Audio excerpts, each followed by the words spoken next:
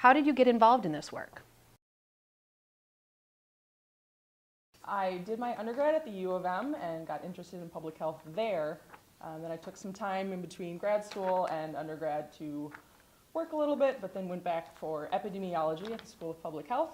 And while I was completing my master's, I worked for the Minnesota Department of Health in environmental epidemiology. And while completing my master's, I worked for the Minnesota Department of Health for 2 years. The first year was in environmental epidemiology. The second year, I worked in sexual violence prevention and alcohol and drug policy. And my work experience is mainly in human services, but my first job out of college was doing prevention on a Native American reservation in South Dakota for the University of New Mexico at a satellite research site. Tell us about your coalition. So we've been active since the spring of 2015, and we are federally funded through the state of Minnesota. We work together, even though we're on 2 separate campuses. We're working to currently align our bylaws and the work of our coalition so that after the grant, our coalitions can function as one unit and have representation on all 4 of our campuses. And that'll increase the sustainability of our project. Some things that we're working on right now are marketing campaigns. We coordinate together for marketing campaigns on our separate campuses. Increasing sustainability through other ways, so aligning some of our other strategies and ways that we work with our students. What does sustaining prevention look like for your coalition?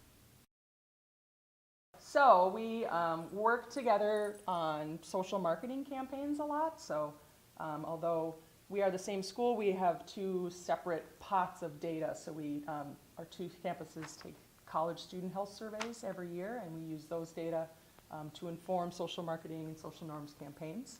Okay, so one thing we work together a lot on are policies, because we are 4 campuses and 2 of those are funded, mine and hers, Ferguson, Moorhead. But to be sustainable and to actually implement these policies, they have to be institutionalized through all 4 campuses, except for like housing, which we only have on my campus.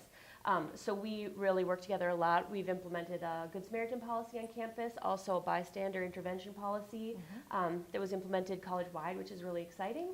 So we partner a lot together when we do our social marketings and social norms campaigns.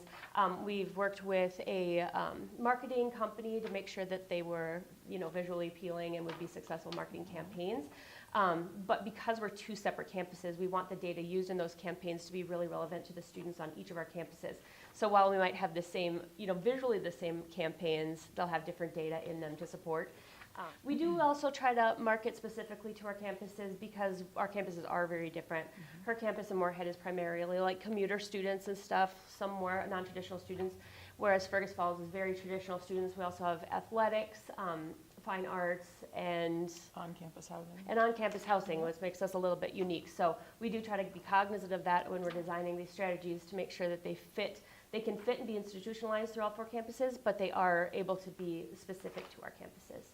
How do you think sharing this will help others? Well, prevention isn't like a one-size-fits-all thing. So just, with an institution like Kitra's in mine at M State, how we have 4 separate campuses within one institution, each of them are fairly different institutions or campuses. So just learning to work with those students and those populations while also working to increase the capacity of the institution overall and the sustainability of the project at the institution.